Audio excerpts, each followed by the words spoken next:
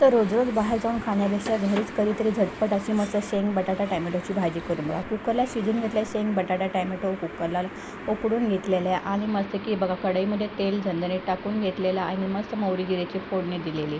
त्याच्यात टाकायचं आहे काळं वाटण, हळद, मीठ, हिंग मसाला टाकून मस्त बघा शेंगदाण्याचा बघा मस्त की कूट टाकून घ्यायचं आहे. आता इथं उकडलेले बघा बटाटा टॅमॅटो आणि शेंगा आहेत ना, त्या शेवग्याच्या शेंगा याच्यामध्ये टाकून घ्यायचं आहे. झटपट होणारी पण साधी सिंपल रेसिपी आहे आणि नक्कीच करून बघा आणि अगदीच वेळ न जाता जास्त ही भाजी होते. हळद, हिंग मसाल्याचा मिक्सर टाकून घ्यायचा आहे.